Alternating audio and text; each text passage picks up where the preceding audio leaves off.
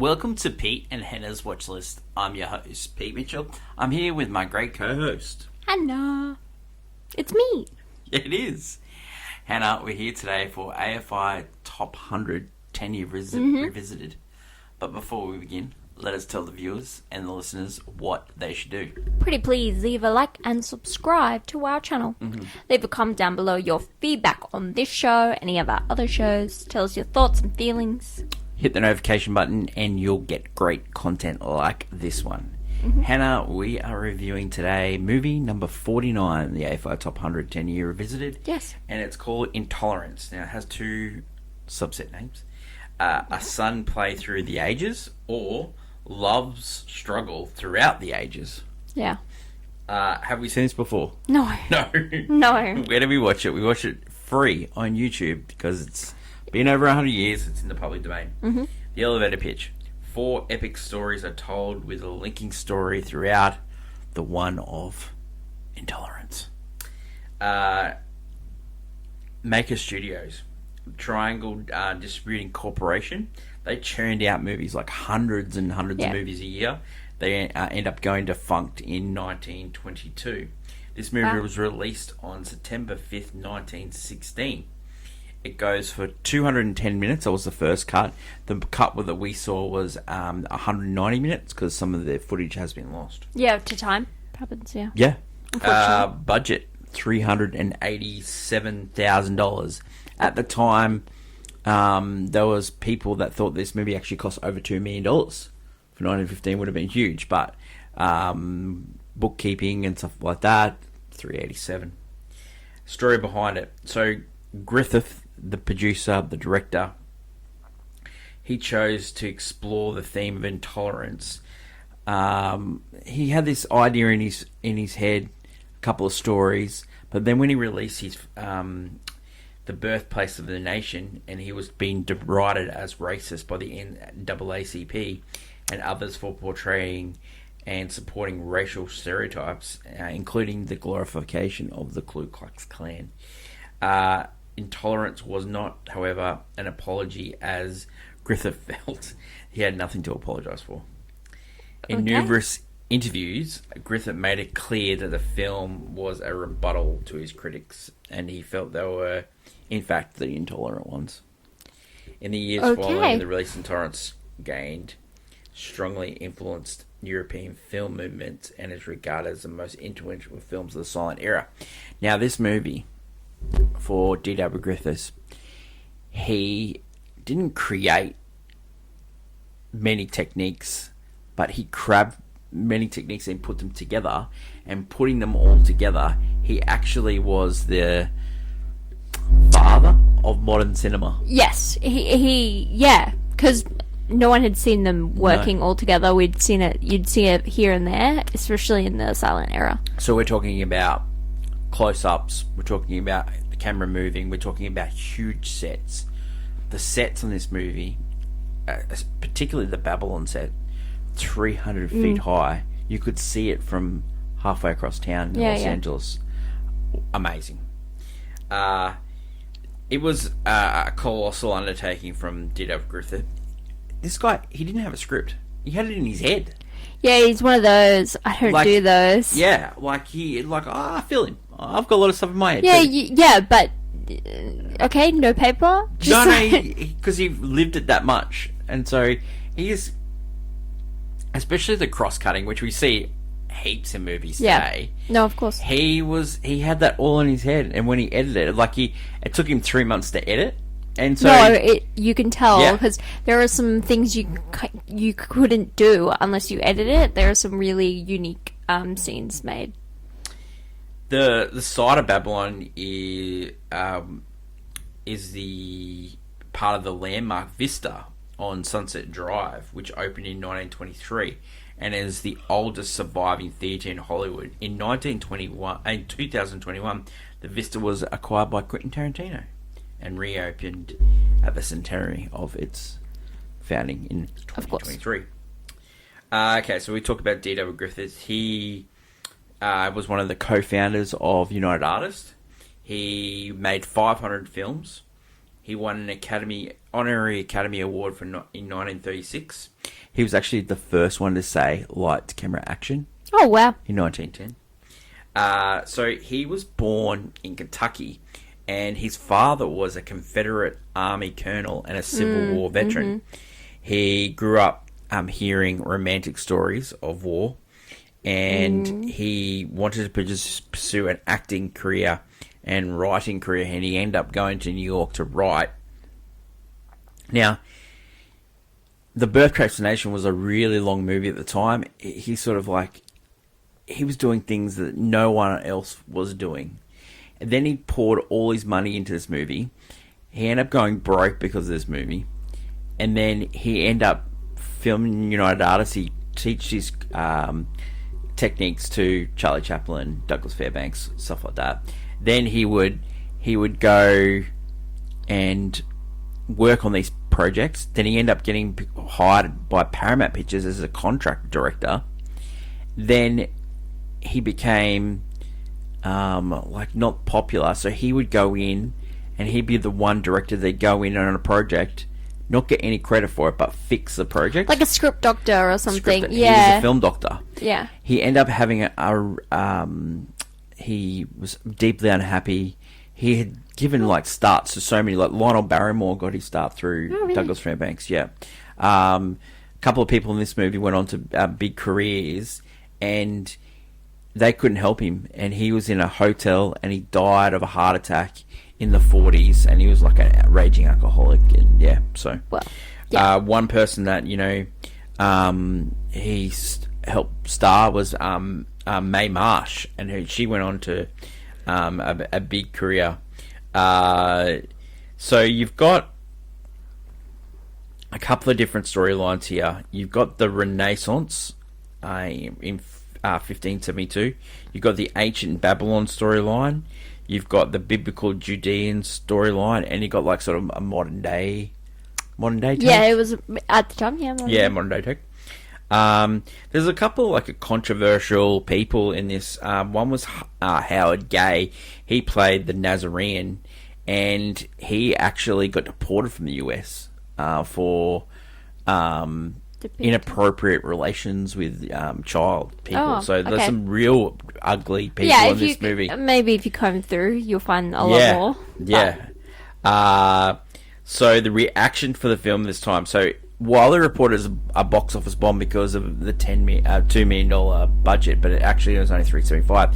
It was actually the highest grossing movie of 1916. Yeah. Just didn't make his money back. Like he had thousands and thousands of extras. One time he had 3,000 people on set. He was paying them $2 a day, which was a huge stipend. That's expensive, yeah. He was feeding them all. Oh yeah, of course. Yeah. That's nice. Yeah, like a lot of things that nice thing. They would take it so seriously. He ended up like one time there was 60 people in hospital from the movie. He was doing huge sets, all these things. The movie just got out of control. And like it was like, it's not those big movies like they can make so much money. Like it's like Tom Cruise's next movie, Mission Impossible. There's a reported budget of $500 million. There's no way that movie's making its money back. It's just not happening. So just like this movie, there was just no one. But he'd come off The Birthplace of a Nation. That movie, in today's money, had grossed over $100 million back in 1915. Yeah, that's a lot of money back then. Yeah, and it cost $100,000, which was the most expensive project at the time. This became the most expensive project at the time, and then it lasted that way for like 10 years. Critics love this movie. Now, not all, but one of our favourites, Pauline Kael. It's her top 3 movies of all time for her. Oh. She wrote an article in 1968 for the New Yorker. You should go and read it. It talks about a lot about film history, and it talks about D.W. Griffiths, and it's a really good article. But I'll give it just a couple of quotes from it. She said, she considered this the greatest film ever made. It is in 1, 2, or 3 influential movies ever made.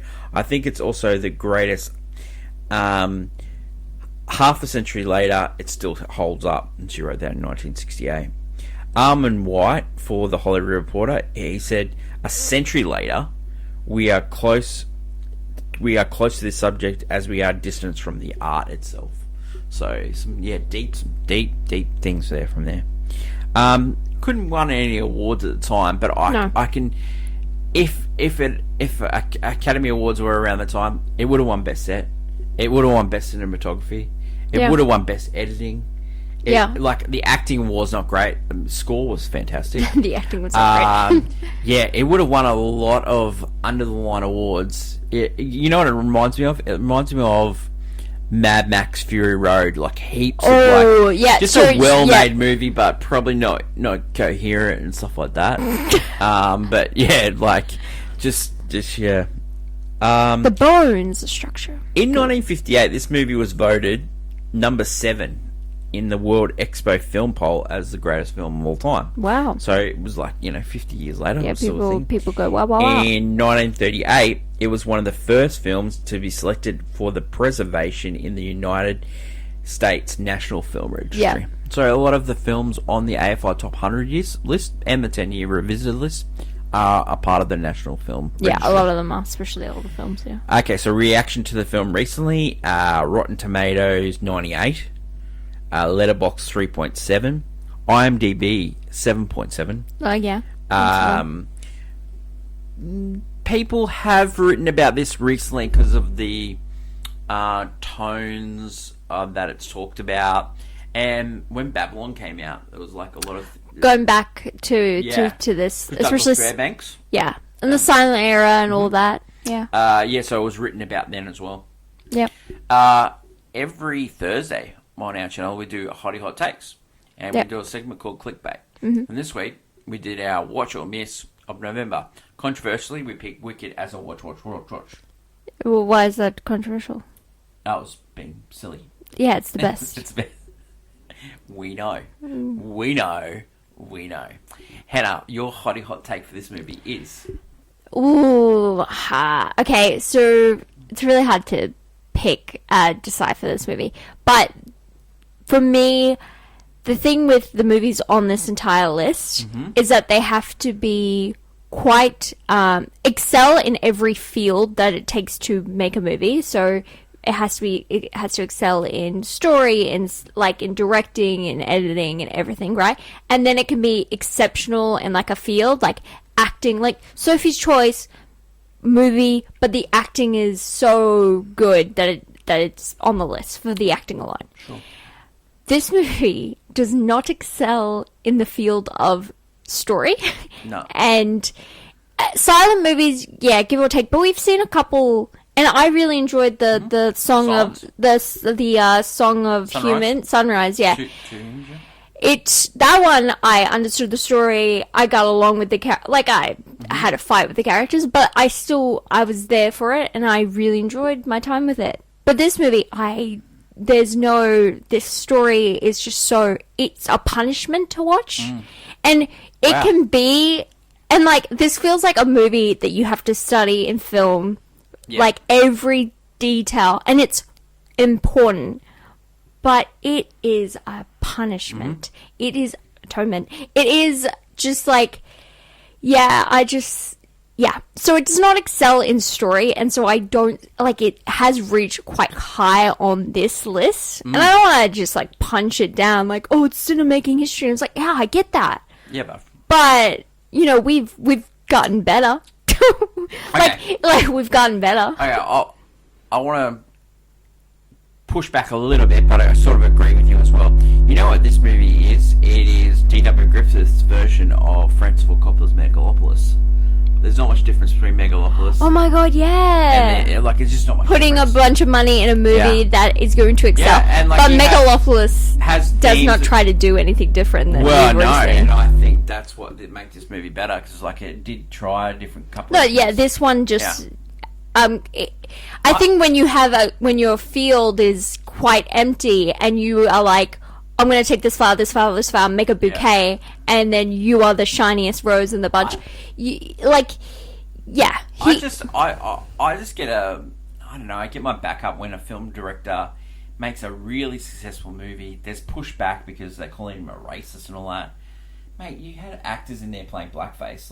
come on, bro. Like you. Oh, no, you glorify the Ku Klux Klan. You are a racist. No, yeah, 100%. At the time, it's not until we get to here where people will be. But like at the time, they were calling him a racist. Yeah, and that's when you know. At the time, when they will let a lot of things get away, you're getting your back up, and then you're talking. You know, like you're talking. You're like, oh, intolerance. I'm Jesus Christ. That's like what he's trying to say in this movie. Yeah, no, Jesus Christ and the man who gets convicted of stuff and has to go to jail are like on the same level. He's about to get hanged. The royals in Renaissance who are, and then the Babylon. Yeah, like they're.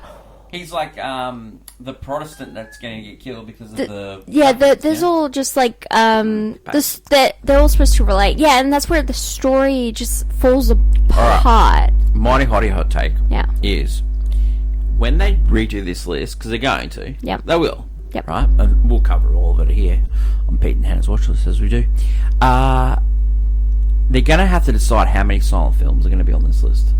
Because we're so far removed from the silent era. Yeah, so many people have never seen a silent movie. Yeah, and you know what's weird? The first Best Picture winner at the Oscars is Wings, which is a silent movie. Not on this list. Not on this list. Weird. Not on this list. But I've seen that. Yeah. It was weird. I'll just say, the movies that we've seen so far that are silent are better than this one. I think they got away with themselves with this one because of the so many techniques that the likes of Ben-Hur used. Yeah, and the likes of like our Stanley epic Kubrick used. Yeah, our epic movies. Like this is its like granddaddy. You know who would have been a fan of this guy? It would have been Kubrick. He would have loved this guy. A guy who's on his own horse. Yeah, I could 100%. The only thing that Kubrick wouldn't have understood, making 500 movies. Oh, Kubrick made 10. Yeah, like, and he was and he's considered the great. Yeah. Don't forget to watch Movie News. We can get all our clickbait highlights every week. Let us go to scene breakdown. I thought, well, I will list 4 different scenes. Let's break down those individually. And scene 1 is the ancient Babylon story. Before we go to scene 1, that they explain in the title cards that we're doing 4 different stories, and they're going to be cut. They didn't know at the time it was cross-cut, and so don't be alarmed. This is the reason why I'm doing it. That is crazy because that's normal for nowadays. Yeah, and back then people are like, "Whoa, that's a lot of story." Another thing that he did, so normally it was just black and white, but he dyed his film, so he dyed it in red, dyed it in blue. Now another thing he did, he hired paid projectionists to beam blue and red lights into the screen. So like this guy was like really like you hear stories of like Alfred Hitchcock. Hitchcock did that where he like it's like I need to have this person doing this at this time. Yeah. So Ancient Babylon 537 depicts the conflict between Prince Belshazzar of Babylon and Cyrus the Great of Persia. The fall of Babylon is a result of intolerance arising from a conflict between 2 devotees of the 2 rival Babylonian gods, Bel, Marduk, Ishtar. Okay, so this, if I could give a rating of this one, the storyline, not a fan of it, but God, it looks stunning. There's like chariot racing. It was the best looking. It was the worst story. Yeah, agreed. Best looking worst story. The only thing I remember vividly, besides the set, was the 2 pigeons who were a chariot to chart a flower across the room. The next one is the biblical Judean story of AD 27. Recounts how after the wedding at Cana and the woman taking in adultery, intolerance led to the crucifixion of Jesus. This sequence is the shortest of the 4, but your favourite because the goat. You You are a sucker for a Jesus story.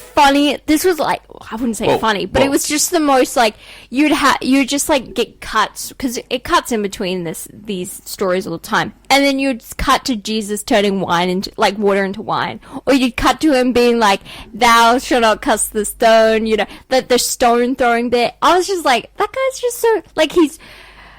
And like we all know how that story ends, and so it's like, like well, in those scenes, he had all these extras. He ended up like having to recut and like do the thing again because he had too many Jews in the thing. He needed more Romans, and so I guess yes, time period wise, So weirdly enough, that he was so equipped on that detail, but he cares about details. This guy, Griffiths. The next one is.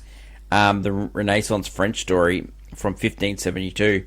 It tells the story of the religious intolerance of Saint Bartholomew de Massacre of the Protestant Huguenots tormented by the Catholic royal house of Valois. What do you think of this one? A lot of abuse of blue in the.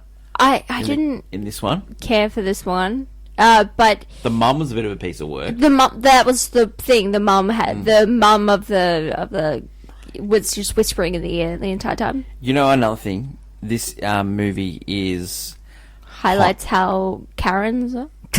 Whoa! No, this is misogyny. So like saying that women are always the cause of it. Well, yeah, because like this story and the other story highlight how.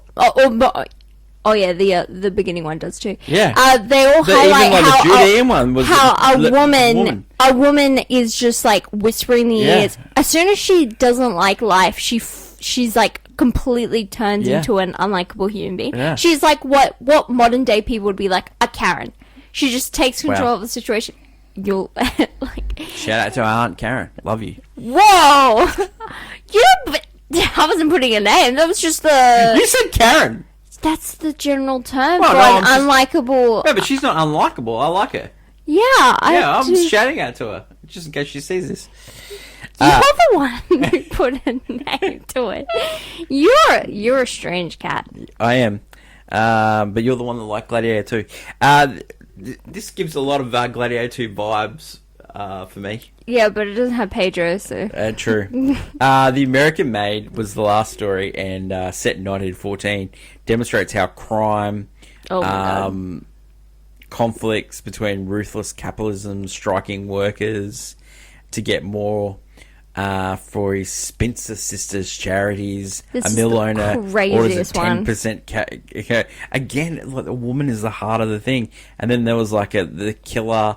And the killer was killed by a woman, and the woman, let the guy blame. That side plot with the other of the husband and wife, like they fall in love, they struggle. He then gets framed for these illegal goods he has, and then she's left with the baby. The woman comes into it, and these old women don't think she's fit to have the baby, so they take it away from her. Yeah, it's the moral uplift of society, they call themselves. And he comes back, and then he's like, "Oh yeah, I lost the baby," and then gets framed for murder. These two couldn't catch a break. The kindly policeman helps the D1.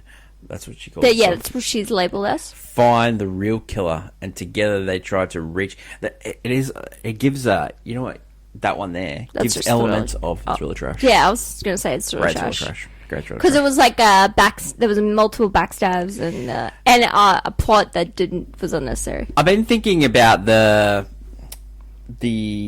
break in between time periods with the mother cradling. Is that Civilization? I don't understand it. I thought at the time. Blue. I thought at the time it was Baby Jesus.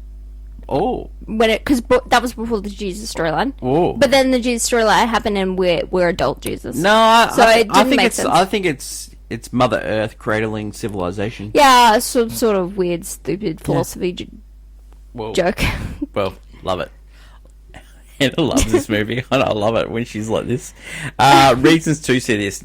There is some reasons to this movie. This movie is amazingly shot. This is for film. Like, oh yeah, it's film addicts. Like you could definitely tell some film guys watch this movie, like And William Wyler, pick it apart. yeah, William Wyler For in fun. Ben-Hur, watch this movie. Yeah. You can definitely tell. Oh, the set design and everything. Yeah, You can yeah. tell. You can There's tell a lot like of elements. our like epics, our like Star Wars, everything. Oh, yeah, Star Wars is a big They one for us. need this movie was like, okay, this movie happened, like walked so we could run, Yeah. kind of thing. Great. All right. Awesome. Reasons not to see. Okay, one, storyline terrible. But two, I know, I might be just in a mood, but I really hated the editing in this movie. No, it's the I- back and forth nature. yeah. So we recently just watched a movie that did a similar thing where it goes Yeah. back and forth a lot. We live in time. And yeah, it's not appealing to watch, especially I with did these. not like that movie, especially- and I did not like this. So if you've seen recently, there was a movie called Here, which Oh, is hated the that movie exact too. same, where it's like multiple storylines. Here that- is a lot like this movie. yeah, that are supposed to relate to each other because they're all like family stories. And it's funny because I was intolerant of Tom Hanks's character in that movie. yeah, Hated that guy. hated that guy, and most of these characters are unlikable too, except Jesus. Yo, He's a cool guy. You can put him forward in a line. Yeah. So no, this whole movie is quite a slog to get through. Like it is not. It's not. Would you say for the average movie? Would you say Jesus is a superstar? Oh, you're so funny. He's a superstar. Yeah. I never get old in my humor. Just never Yeah. gets old. That's funny. I'm funny. I'm funny. Guy. Jesus Christ, superstar. Wow. Should make a musical about that. So reasons not to. Reasons not to. This is for film addicts, not film lovers. Yeah. Like, this is for someone to pick apart on their weekend and just go, I can't believe he, was able Yeah. to shoot this and go and, Yeah. and be like, wow, and talk to other film addicts.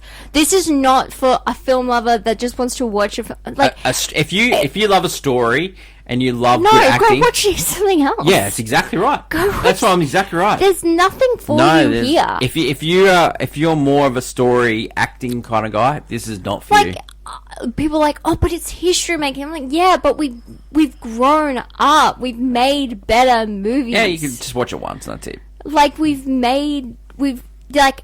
it's great to shine a light, but make it 100 on this list. Yeah. And be like, that's where that is that's the I starting think- point. I think 100's being generous. Yeah. I think it's an No, honourable mention. Yeah, that's the starting point. We've gotten better. For me. Like, Ben-Hur Yeah. is on this list. It's a better version. The Jesus plot is what I would probably put away from that movie. But it's so... It's a better version. It's a of this better movie. version. Yeah. It's more enjoyable. Hannah, Yeah. does this movie deserve to be on the list? No. Not Does on my list. this movie deserve to be higher? Well, No, nope. not on my list. Would you buy it on Blu-ray? Nope, not on my No, list. I Well, would you not. don't need to. It's free. I'm like it's that old. It's free. Great. Are we ever going to watch this movie again? No, never. Nope, we are never. Rating for this movie. You know what? I'm going to give it. It's disgusting. I'm I don't gonna- know what to give it. No, I'm going to give it the most generous rating I could give a movie. I'm not gonna give it. I played on my phone. Okay, I'm not gonna give it a rating You're not rating it. because it doesn't Wow. deserve one. It's You've not, only done that once. I've done it once and it was Kubrick. It was and I Kubrick. Oh wow, that says a lot. I don't like that You're movie. Anti-Kubrick. Yeah, but she this told me that she movie- wants to go see Eyes Wide Shut again this Christmas. no, I don't. I've What a never Christmas seen classic! that. Ooh, What my a God. Christmas classic! Yeah. Christmas I can classic? understand why George Bailey tried to throw himself classic. off a bridge now. No, 100%. This movie is history, but it's not. Yeah, we've gotten better. We've gotten better. Well, that is it for today's show. Yep. Intolerance. Yeah. You were was a intolerant Yeah. of that movie. Anyone in Brisbane this week? I'm actually running a trivia night, and I will give a shout out to our channel because it's cringe. And Hannah told me not to do it, but I'm going to. I'm going to. He's a funny guy. Should I mention intolerance? No, I never. I'm thinking about changing. Like, there's a part of the quiz where you got to do movies. Maybe I should put Eyes Wide Shut in there. No way. Oh, no way. No. Talk about sticking pins in my eyes, that movie. Well, next week, What do we got? 48. Mm-hmm. You're back on. Why? Rear Window. I love that movie. So That's my favorite Hitchcock. And you know what? It's your turn to host the show. I love it. It's my You're favorite hosting the Hitchcock. show. Oh. You're going to do all the research and it's going to be great. I can't There's a wait. strange looking kid in that window. Wow, I cannot wait. I'm going to sit there and just let it water. Two of my top favorite actors of all time in that. Well, we said that Hannah was going to host more episodes then coming into the top one. She really wanted to host the Intolerance episode, but Never would. I had to bend in mind. I was like, I'm not going to move. I'm going to host that one. That is it for today's show. Don't forget to like, follow, and subscribe to the channel. And drop a comment below on if you actually like this movie. Yeah. That is my lovely co-host, Hannah. We will catch you tomorrow for what's next if you're listening to these podcasts in order. That should be fun. And until we meet again, long live cinema. And it's bye. Bye.